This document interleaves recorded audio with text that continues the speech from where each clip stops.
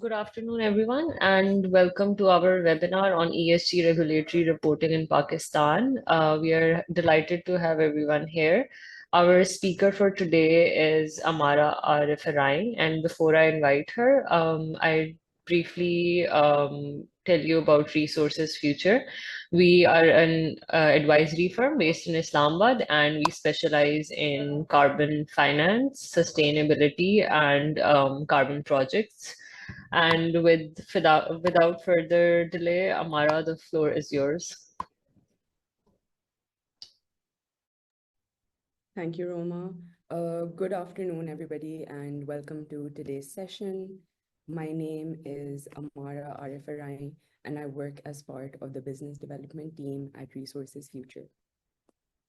Before we begin today's webinar, let's have a look at the table of contents. This webinar has been designed to give you a comprehensive breakdown of ESG regulations, reporting guidelines, and the evolving landscape in Pakistan so that you can start your compliance journey today. ESG compliance, as we all know, has increasingly become a regulatory requirement with SECP, SBP, and PSX introducing structured frameworks for reporting, and it is important to know the reporting landscape. So let us begin without further ado. So what is ESG? Well, ESG is a framework used.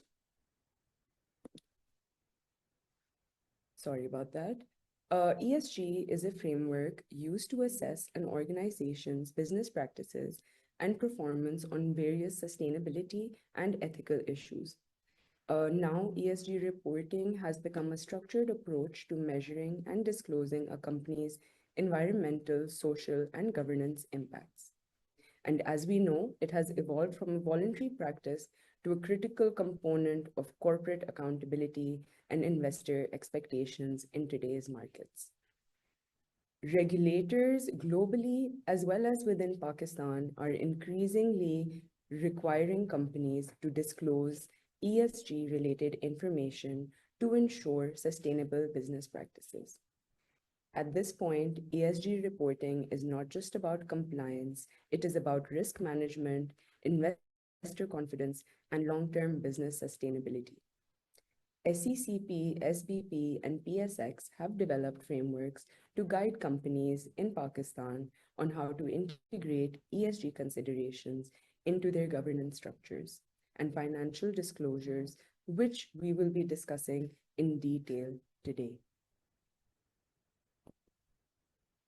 So why is it that ESG reporting matters for Pakistan? Well, we all know by now that ESG adoption is no longer optional and it is a business necessity. Regulatory pressures from SECP, SBP, and PSX are increasing, while global investors are also prioritizing businesses that have clear ESG commitments. So key industries such as banking, oil and gas, consumer goods, textiles have already started to lead the ESG adoption, but all sectors will now be expected to comply soon. And companies that integrate ESG into their strategy will benefit from improved investor confidence, regulatory preparedness, and long-term business resilience. So before we move ahead into the regulatory landscape, I'd like to take you through the early history of ESG reporting. And the reason for doing this is so that we understand where we stand today. So the concept of ESG reporting in Pakistan has evolved over time and has been influenced by global sustainability movements and local regulatory developments. We can say that Pakistan's ESG journey started with CSR initiatives and has now transitioned to structured ESG reporting. These early initiatives were driven by CSR efforts, and now the focus has expanded to structured reporting frameworks for ESG. This transition from CSR to ESG was driven by international investors' expectations, the rise of sustainable finance, and evolving regulatory mandates from SECP, SVP, and PSX. We can say that ESG is now a key regulatory and financial consideration, which is moving beyond voluntary initiatives into structured compliance requirements. Well, the key milestones in ESG reporting started off in 2002, and ESG reporting has evolved through these key milestones over the past, we can say, 2 decades, uh, which has, shaped up the regulatory and corporate sustainability landscape that we have today. So the first initiative was done by the Pakistan Environmental Reporting Awards, which were launched in 2002 by ACCA and WWF, and these were one of the earliest voluntary initiatives promoting corporate sustainability disclosures. We then have in 2011, we saw that domestic accountancy bodies such as ICAP began recognizing sustainability efforts through sustainability awards, which incentivized businesses to consider ESG factors. Another major regulatory milestone came into play when SECP introduced voluntary CSR guidelines in 2013, marking this as the first step towards structured ESG reporting. Then in 2020, we saw a significant shift with more industries adopting ESG disclosures, particularly sectors like oil and gas, chemicals, and textiles. So companies like Engro, ARL, Lucky Cement are one of the early adopters of ESG in Pakistan. And this movement kind of establishes that ESG in Pakistan has moved from voluntary initiatives to structured regulatory frameworks that align with global standards. And the presence of these leading corporations definitely reflect the growing commitment of Pakistani businesses towards sustainability and ESG integration. So ESG regulation in Pakistan is primarily driven by three institutions. We first have the Security Exchange Commission of Pakistan, which focuses on corporate ESG disclosures and governance. Secondly, we have the State Bank of Pakistan, which introduces ESG requirements for financial institutions and promotes sustainable finance. Thirdly, we have the Pakistan Stock Exchange, which is now encouraging ESG reporting for listed companies to enhance investor confidence. These institutions have aligned themselves with global reporting frameworks over the years, ensuring that Pakistan's ESG landscape also meets international standards. So, what are the adoption trends? Um, well, the earliest regulatory step, as came in 2002 when SECP's Code of Corporate Governance took the first step towards integrating sustainability into corporate practices. So while it promoted basic sustainability practices, it did not mandate ESG disclosures. So over time, as global ESG standards evolved, SECP strengthened these requirements.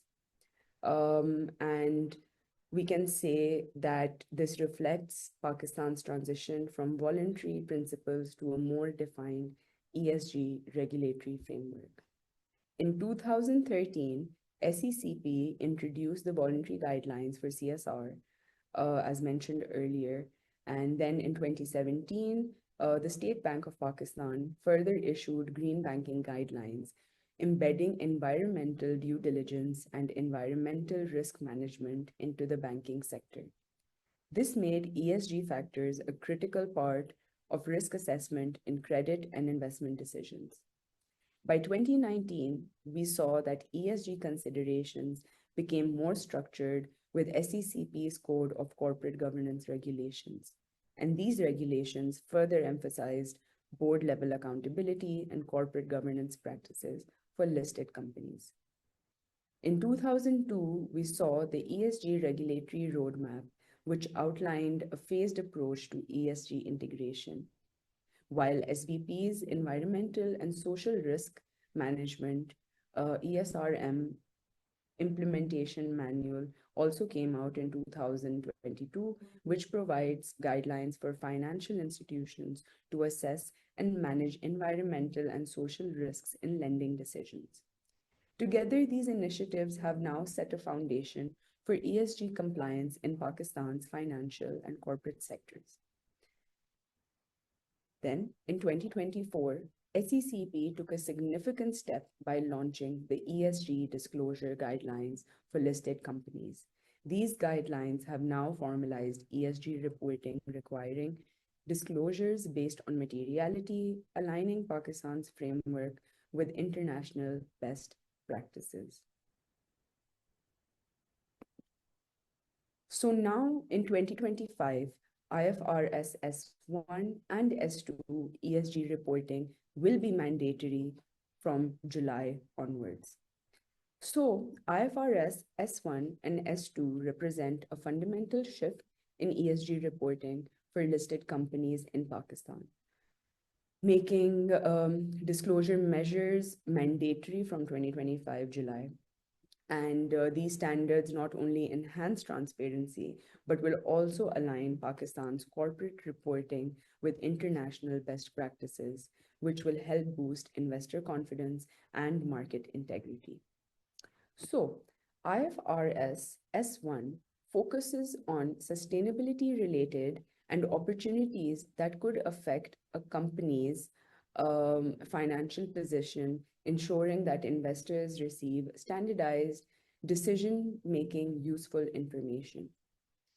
Then we have IFRS S2, which is specifically designed to address climate related financial disclosures that requires companies to report on GHG emissions, climate risk exposures, and mitigation strategies.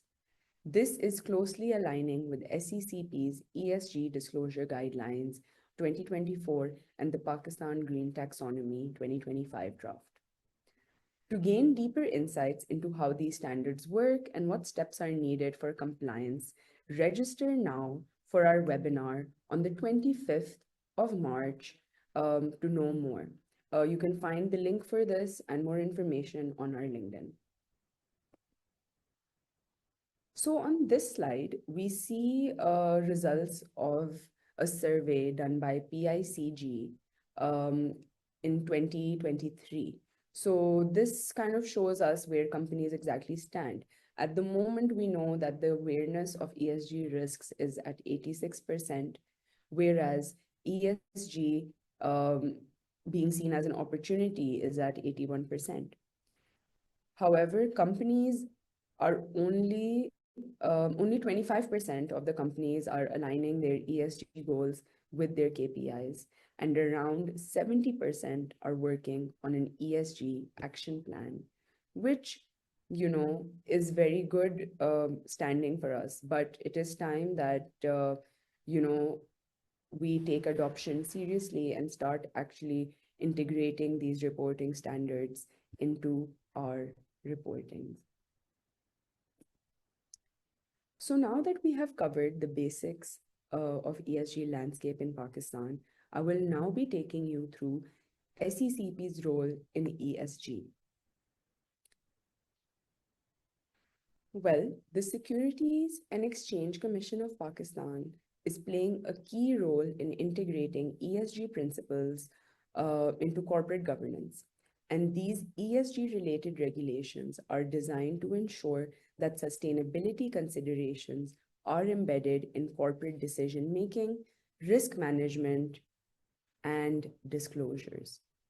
So these 2019 regulations from the Code of Corporate Governance set requirements for board oversight of sustainability-related risks and opportunities, inclusion and diversity, corporate transparency in ESG disclosures, and risk management, which is aligned with sustainability best practices.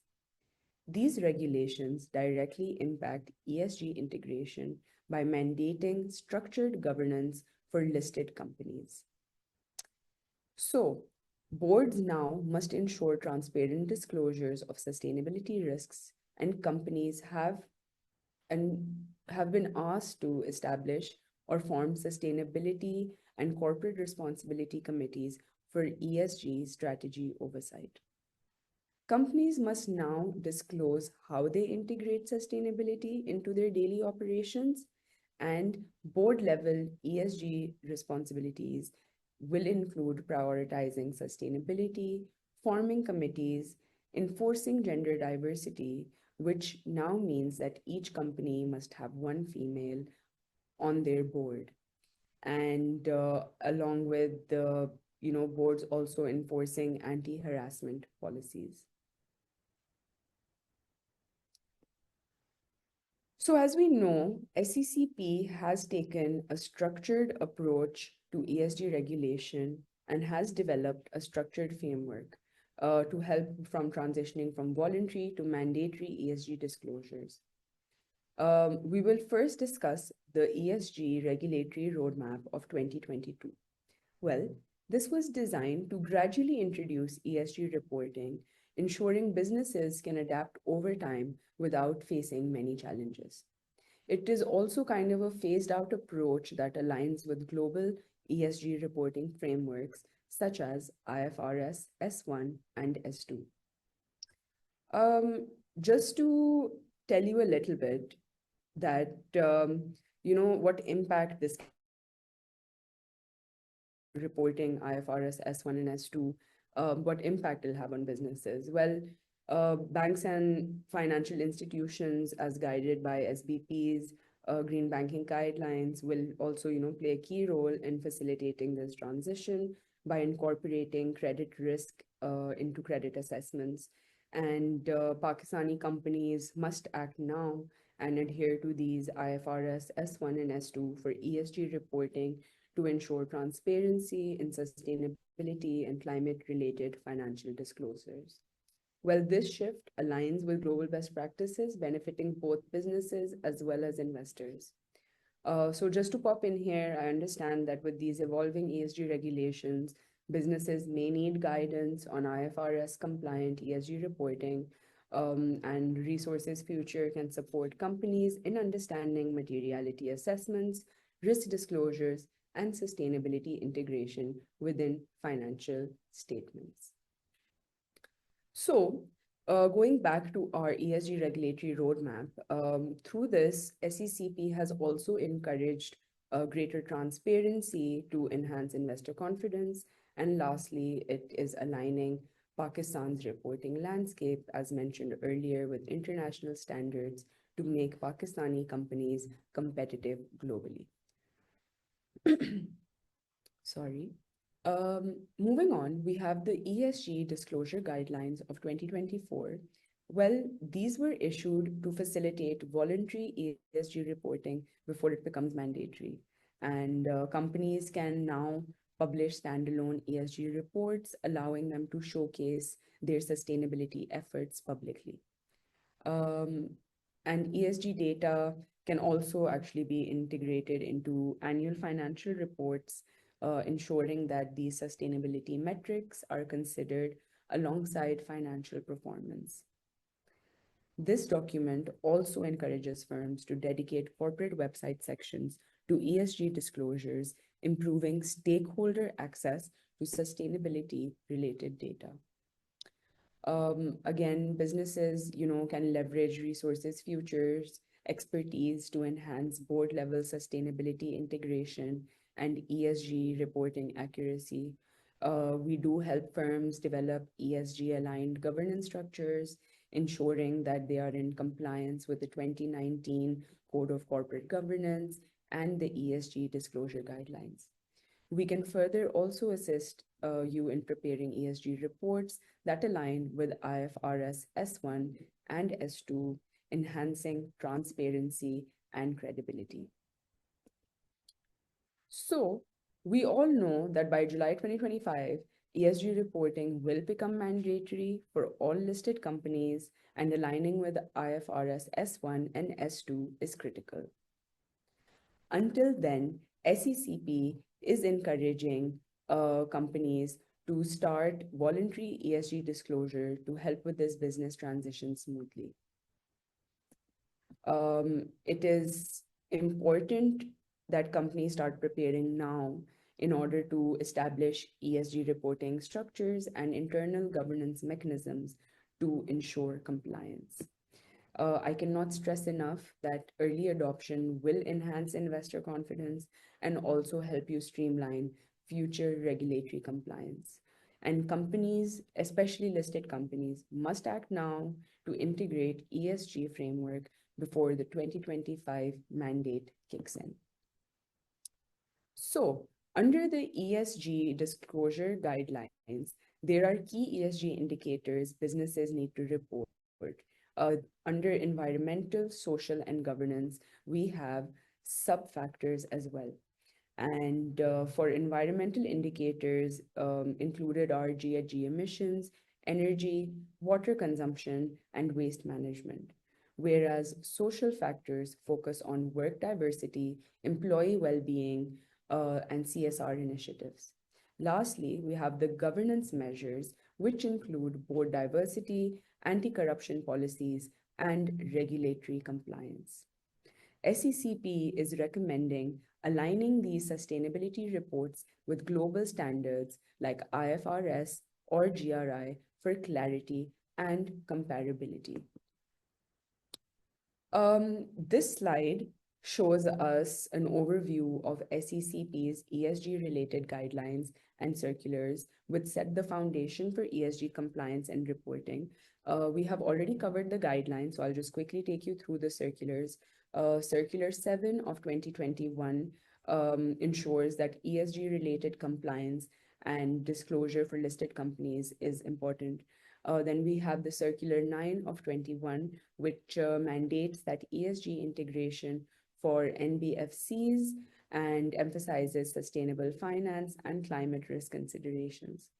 We further then have the Circular of 24 of 2021, which states that it requires insurance firms to assess ESG risks in underwriting as well as investments. So the key takeaway here would be that SECP has gradually introduced these ESG guidelines, and this we can say is to enhance corporate responsibility, transparency, risk management, and also to align us with Pakistani company with global best practices to maintain our market integrity. So under SECP guidelines, there are 4 reporting options. And these are basically chosen based on ESG maturity and compliance needs of companies depending on what sectors they belong to. So firstly, we have the standalone ESG report, which is a detailed structured report for companies aiming to showcase ESG leadership and enhance transparency. Then secondly, we have the integrated annual financial reports, and these will embed ESG data within financial reports, aligning sustainability with corporate strategy and financial performance. Thirdly, we have the corporate website ESG section, which will allow real-time updates, improving accessibility for stakeholders. And I can say that this is particularly useful for early-stage ESG adopters. Lastly, we have the ESG Sustain, and this is basically SECP's centralized portal for submitting and tracking ESG disclosures, kind of streamlining regulatory compliance. And in order for companies to get their login credentials, you will register with the ESG Sustain. The email address is provided on their website.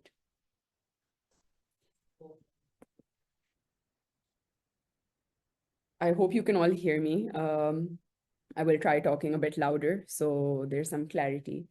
Okay, so now that we've covered SECP, we will be now looking into SPP's role in ESG in Pakistan. So firstly, we know that under the Green Banking Guidelines, which were released in 2017, State Bank of Pakistan introduced that banks should develop and apply environmental risk management frameworks to assess and mitigate environmental risks in lending. Secondly, they also stated that financial institutions must establish dedicated green banking units to oversee environmental risk policies and sustainable finance initiatives. This document of the green banking guidelines also emphasizes that climate risk in loan approvals is mandated and will ensure that finance projects meet sustainability and environmental regulations.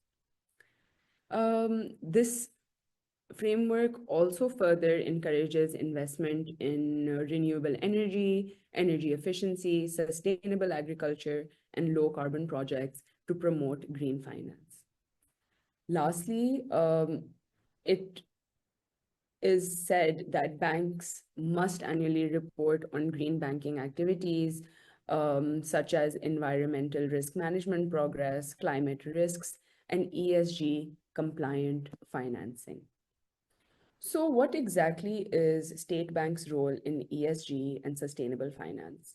Well, under the state banks' green banking guidelines, financial institutions should conduct environmental due diligence when evaluating corporate loan applications.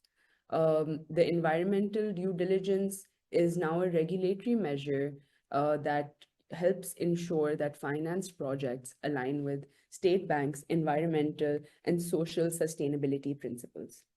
So, banks now need to follow risk based evaluation, which means that banks assess a borrower's resource consumption, emissions, and regulatory compliance to determine overall environmental risks.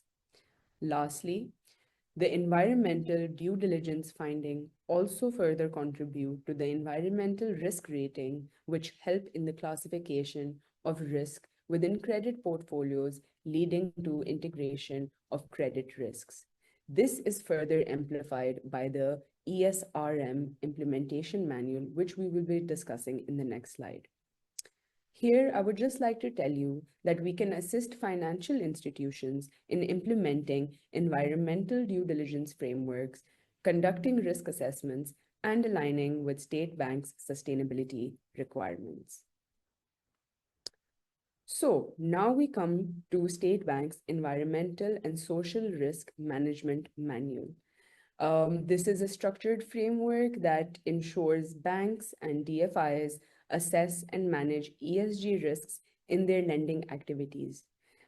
This further aligns with SBP's Green Banking Guidelines from 2017, which set the foundation for sustainable finance firsthand in Pakistan. So, one of the core elements of the ESRM manual is risk categorization. This basically classifies borrowers into high, medium, or low risk based on their environmental and social impact. This further helps banks prioritize due diligence efforts accordingly. The state bank, I would like to add, also oversees if this is being implemented in banking operations. So, before granting loans, banks must conduct environmental and social due diligence, which is known as ESDD, to ensure the borrowers comply with the environmental regulations and risk mitigation requirements. So, the results then feed into the environmental and social risks rating known as ESRR, which influence credit decisions. So, basically, these findings from the environmental and social due diligence uh, determine the borrower's risk categorization into high, medium, or low, further helping banks assess and manage environmental and social risks in their credit portfolios. The manual also provides sector specific guidelines. This means that industries like manufacturing, energy, and textiles face stricter ESG compliance expectations. Additionally, banks must continuously monitor borrowers' ESG risks to report their findings to SBP for regulatory oversight. ESRM, we can say, is directly linked to SBP's green banking guidelines. While the green banking guidelines introduce the concept of sustainable finance, ESRM now provides a detailed risk management processes to ensure these environmental risks are actively assessed in lending decisions. So we can say that the ESRM strengthens the green banking guidelines by implementation of requiring the environmental and social due diligence and making sure banks integrate sustainability into their credit evaluations. Overall, we can say that the ESRM ensures that financial institutions are now integrating ESG risk considerations into their decision making, um, into their daily decision making, as well as promoting sustainable finance, and as well as discouraging investments in environmentally harmful industries. This transition is essential um, for long-term financial stability and business resilience, as well as compliance with international sustainability standards, which the state bank is duly implementing. So, what exactly is the impact of ESG reporting um, on access to banking and finance? Well, ESG reporting has a direct impact on a company's ability to secure financing. Banks, DFIs, and international investors now highly consider ESG compliance when evaluating loan applications and investment opportunities. So, stronger ESG policies means lower financial risks, which makes banks more comfortable approving loans. When a company, demonstrates responsible environmental and social practices, it likely reduces the likelihood of regulatory penalties, operational disruptions, and reputational damage. And all these factors are something important that you know um, kind of lenders want to know before giving you their finance. So companies that align with the state bank's sustainability criteria can also access green financing options like green bonds, concessional loans, sustainability linked financing. And this is particularly relevant under the Pakistan Green Taxonomy draft of 2025, which classifies economic activity based on sustainability. And we will discuss this in detail in the next slide. So basically, beyond banking, investor confidence increases with proper ESG reporting. And a well-documented ESG strategy makes businesses more attractive, to local and global investors, as well as customers by improving credit worthiness and demonstrating long-term resilience. I'd just like to say that Resources Future can also assist businesses in structuring their ESG reports to enhance access to financing, align with SBP's sustainability framework, and attract investors looking for ESG compliant opportunities. I'd like to now talk to you about the green taxonomy and its role in sustainable finance, and what exactly the green taxonomy is. So the Green Taxonomy is a draft that has been released for public consultation in Feb 2025. And this was developed by the State Bank of Pakistan in close coordination with Ministry of Climate Change. It provides a structured framework for identifying environmentally sustainable economic activities, aligning Pakistan's financial sector with the global green finance standards. So unlike direct ESG reporting framework, the green taxonomy is more like a sustainable financial tool or instrument, we can say. However, it does have strong linkages to ESG, particularly within the environmental E pillar, as it defines what qualifies as a green economic activity within Pakistan. And this classification system helps in identifying, tracking, and reporting green investments to ensure financial institutions can accurately allocate funds towards sustainable projects. Further, it also supports green banking guidelines to provide clearer criteria for financing environmentally responsible businesses. Um, so, what exactly will be the impact of this Pakistan green taxonomy on businesses? We can say that, you know, companies that align with this taxonomy's sustainability criteria will be better positioned to access green finance and secure green bonds, concessional loans, and financing from banks and DFIs. Whereas uh, it is, as mentioned earlier, while not a direct ESG reporting tool, it surely does help align with ESG reporting as the taxonomy reinforces environmental transparency under IFRS S1 and S2. I think at the moment it is just IFRS S2 and the SECP ESG disclosure guidelines. Then it also, helps us with specific industry information such as energy, manufacturing, construction, and agriculture, and how they will need to adopt greener technologies and sustainable practices to remain eligible for investment and financing. And at this point, companies, will need to demonstrate sustainability commitments and align with the taxonomy defined green activities. And further, integrate environmental considerations into their financial decision making to stay competitive. Now that we have covered state bank's role in ESG, we will move on to Pakistan Stock Exchange's role in ESG today.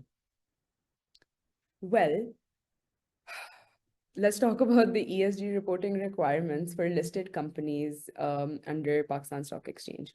The Pakistan Stock Exchange, we must all know, has introduced the ESG primer to help companies manage ESG risks, meet disclosure expectations, and attract investors.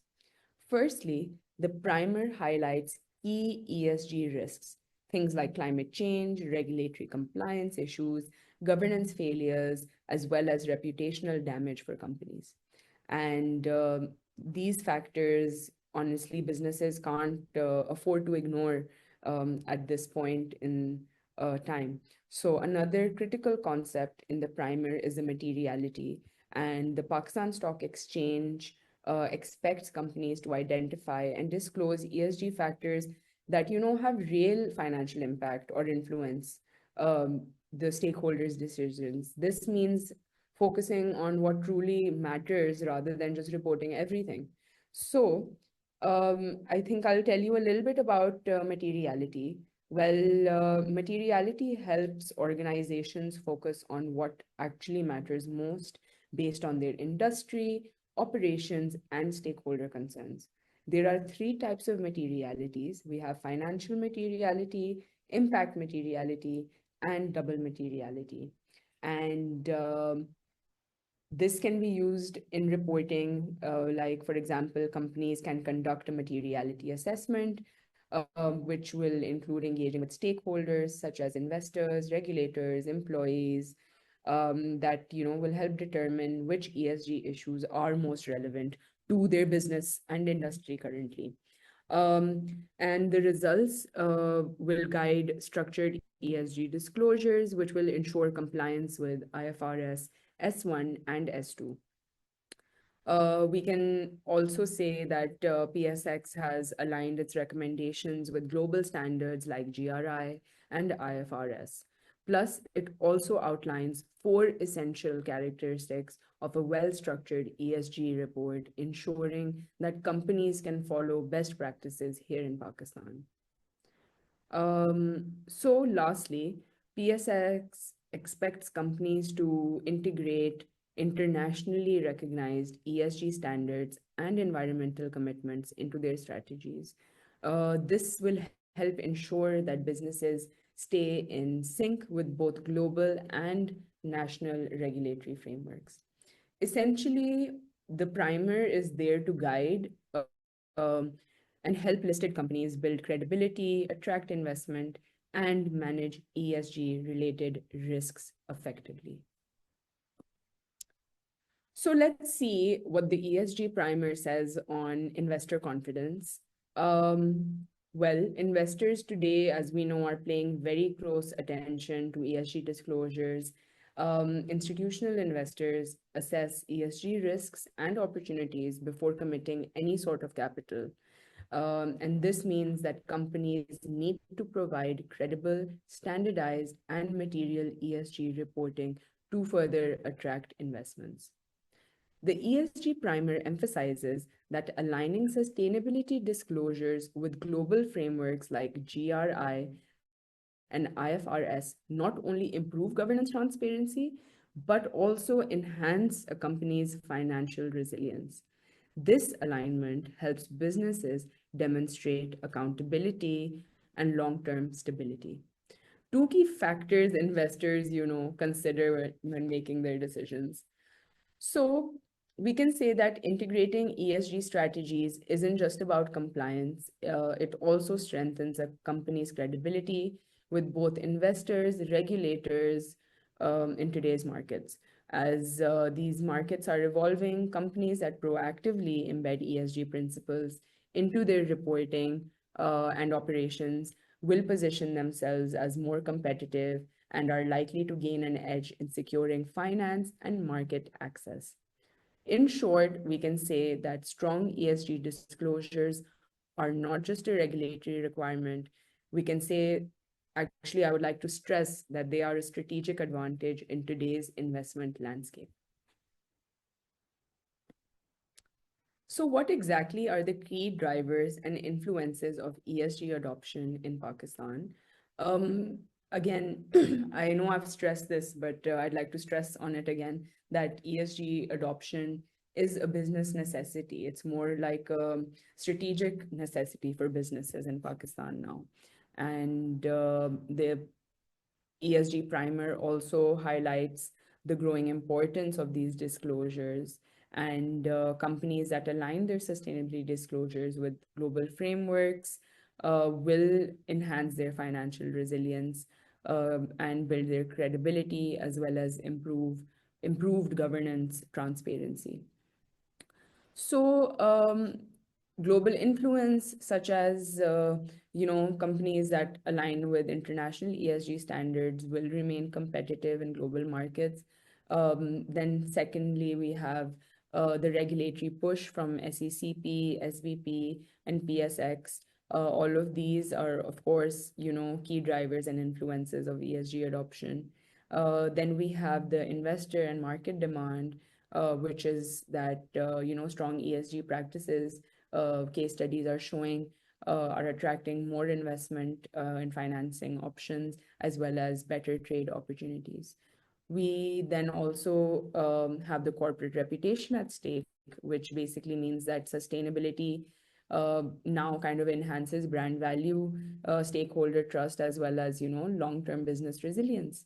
Lastly, industry expectations are also one of the major influences. Like leading sectors like banking, oil and gas, consumer goods, textiles, are setting the standards. They're taking the lead with ESG adoption, and it will slowly expand across industries. So businesses that integrate ESG now will gain a competitive edge, strengthen financial resilience, and future-proof their operations. So how can companies start their ESG reporting? Well, we all know that, ESG reporting seems very complex, but taking the first steps will set your business up for long-term success. You can start by evaluating your current ESG practices, identifying key risks and opportunities, and also, aligning yourself with SECP, SBP, and PSX guidelines. Companies can also use materiality assessments to focus on ESG factors which are most relevant to your operations. And following a structured reporting approach, will enhance investor confidence, and it will also help with compliance. So early action will help businesses stay ahead in this fast evolving regulatory landscape. I'm just going to take you through the key challenges for businesses briefly so that we have enough time for questions at the end. While ESG reporting we know is becoming essential, we understand that businesses might be facing challenges in its implementation. Doing anything practically is more difficult than actually talking about it. So data collection, remains a major hurdle as always in Pakistan, and companies are generally lacking structured processes to track their ESG metrics effectively. And we can also say that limited awareness and technical expertise is also further complicating adoption for Pakistani businesses, and it's making it difficult to understand regulatory requirements set by institutions. I know that compliance can feel overwhelming, particularly for SMEs that may not have dedicated ESG teams. So, integrating ESG into core business strategy is challenging.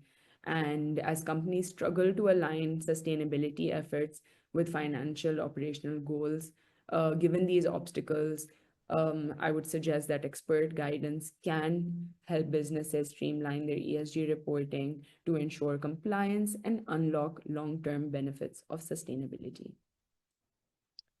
So, how can Resources Future help you with your ESG reporting? Well, we can help you simplify ESG reporting by helping you integrate IFRS S1 and S2 into your reporting frameworks, as well as aligning with SECP, SBP, and PSX guidelines.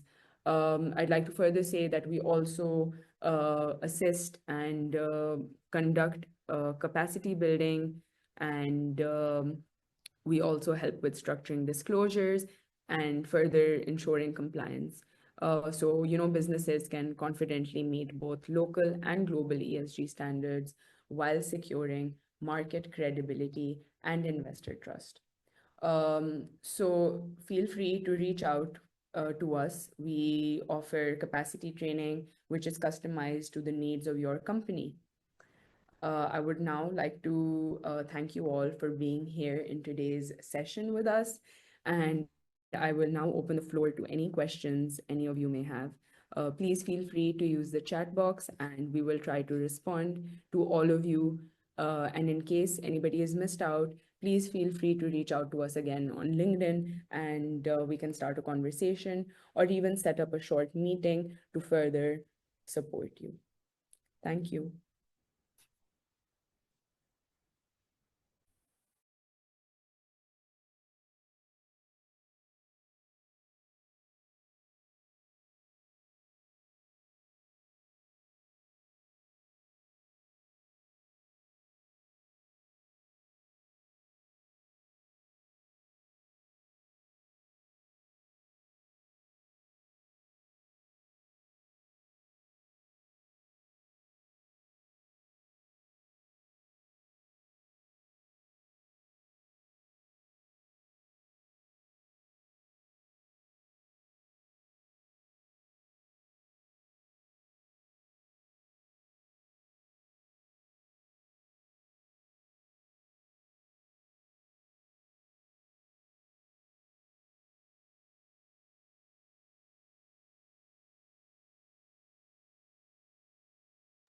Hi, so I see a question in the chat box that says there is a pressing need for central platform to enable stakeholder engagement, and we propose that EPA, SPP, SECP, PSX collaborate with stakeholders to discuss. Many companies are experiencing difficulties in obtaining these certifications and implementing the ESG guidelines mandated by multiple regulators. What's your stance on this? Well, we agree with you. There should be a centralized system. Once they introduce the ESG Sustain website portal, I think that has also helped companies, understand it better. But there should be, a centralized platform where all of these institutes come together.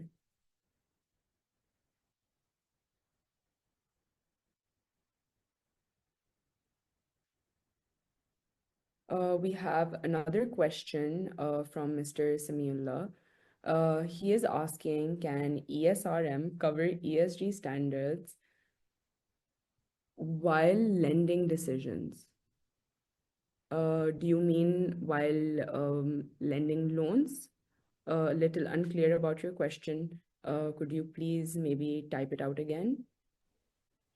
Amara,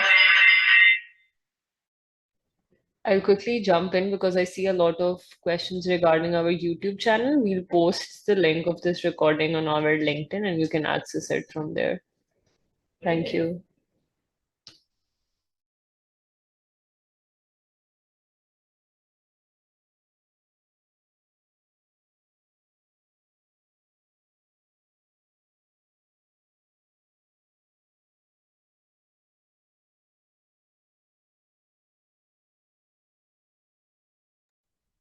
So basically, the ESRM manual has been, developed so that these risks can be evaluated in a categorized manner. So definitely, ESG risks will be being covered in these loans, lending loans. And I'll add to that as well. I think you're referring to by ESG standards, so you're referring to IFRS S1 S2 or GRI and other standards we have.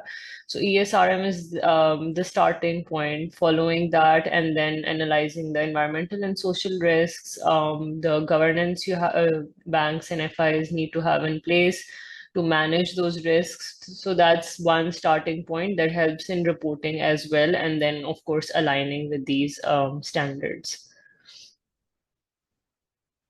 And we have another comment around S1 and S2. We'll have a webinar on 25th, which is on IFRS S1. So Fizan, that will also be posted on our LinkedIn and you can register for that as well. We'll go into detail um, of S1 in that webinar, and we have upcoming more webinars on S2 and other requirements such as financed emissions.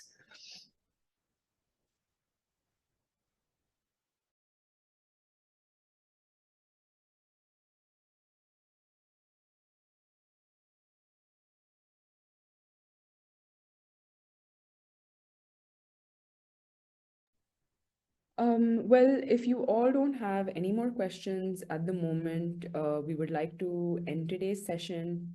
I'd like to thank you all for being here today with us. Hope it was helpful. And again, just a reminder, all of you who want to know more about S1 and S2, please join our webinar on the 25th.